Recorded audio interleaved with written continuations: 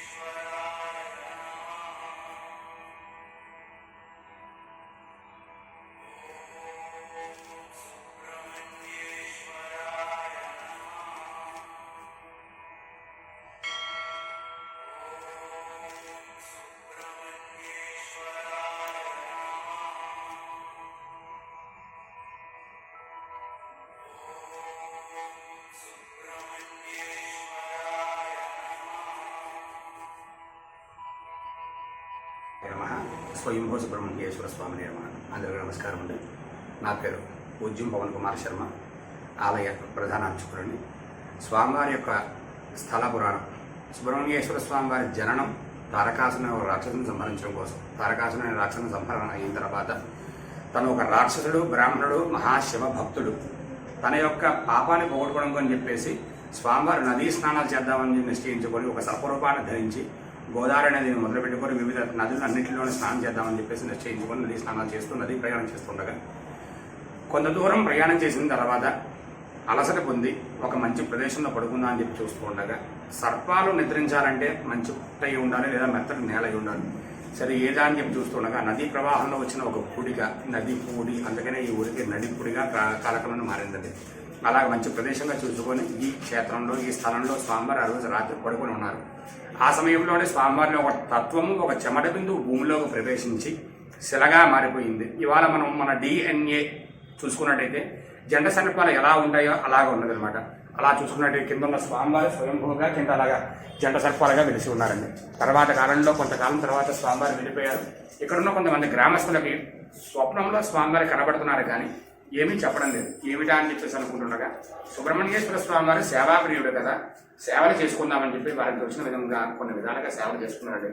ఒకనొక మార్గశిర శుద్ధ షష్ఠి అంటే సుబ్రహ్మణ్య స్వామి వారి జన్మతిథి. ఆ రోజున అరటి తొక్కలతో ఒక పల్లకి ఏర్పరచుకొని వివిధ వాయిద్యాలతో గ్రామోత్సవం చేసుకుంటుండగా సాయం ప్రదోషకాల సమయంలో ఇక్కడికి వచ్చిన తర్వాత ఆపు చేసుకుని స్వామివారికి పూజ చేసుకున్నాం అని చెప్పేసి ప్రదోషకాలు అర్చన చేసుకున్నారండి. తిరిగి సేవ మొదలు పెడదామని చెప్పేసి పల్లకిని ఎత్తుతుండగా పల్లకి బరువు చాలా పెరిగిపోయింది. ఏమిటా అని చెప్పి చూస్తున్నాక పల్లకి నుంచి ఒక పెద్ద సర్పం బయటికి వచ్చి భూమిలోకి వెళ్ళిపోయిందండి. అరే, స్వామివారు ప్రత్యేకంగా కనబడుతున్నారు కదా, మనకి ఎప్పటి నుంచో ఆలయం లేదు, ఆలయం కట్టుకుందాం అనుకుంటున్నాం కదా అని చెప్పేసి శంకుస్థాపన చేద్దామని చెప్పేసి ఆలయానికి శంకుస్థాపన చేద్దామని చెప్పి గర్భాలయం ఎక్కడైతే ఉంటుందో దాని కింద శంకుస్థాపన చేయాలి. అలాగే నవ్వుతూ ఉండగా స్వామివారి యొక్క స్వయంభూ జంట సర్పాలు బయటకు వచ్చి ఉన్నాయన్నమాట.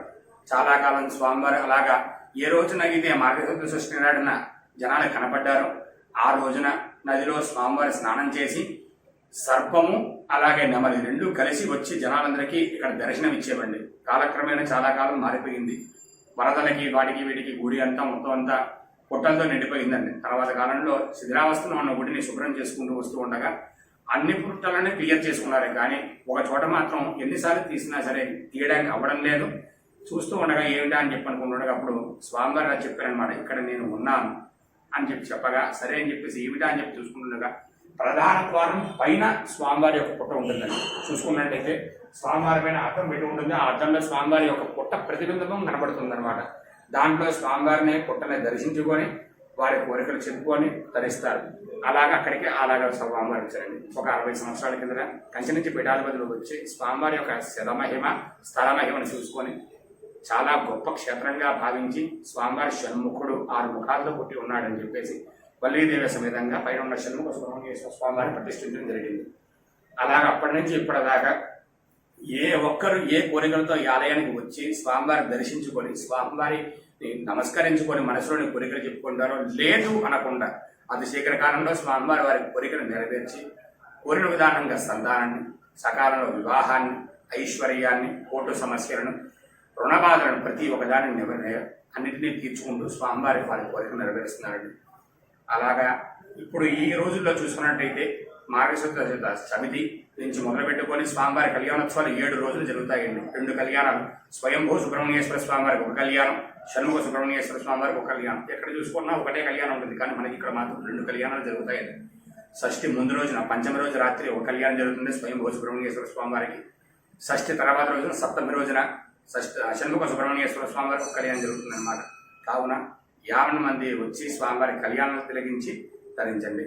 అలాగే షష్ఠి రోజున ఉదయం స్వామివారికి అభిషేకాలు, మధ్యాహ్నం 3 గంటలకి స్వామివారి రథోత్సవం జరుగుతుందన్నమాట. వేలాది సంఖ్యలో భక్తులు వచ్చి స్వామివారి యొక్క అభిషేకాల్లోనూ రథోత్సవాల్లో పాల్గొని స్వామివారి అనుగ్రహం పొందుతారు. కావున 50 మంది వచ్చి ఈ క్షేత్రాన్ని దర్శించుకొని స్వామివారి అనుగ్రహం పొంది తరించగలరు. నమస్కారం.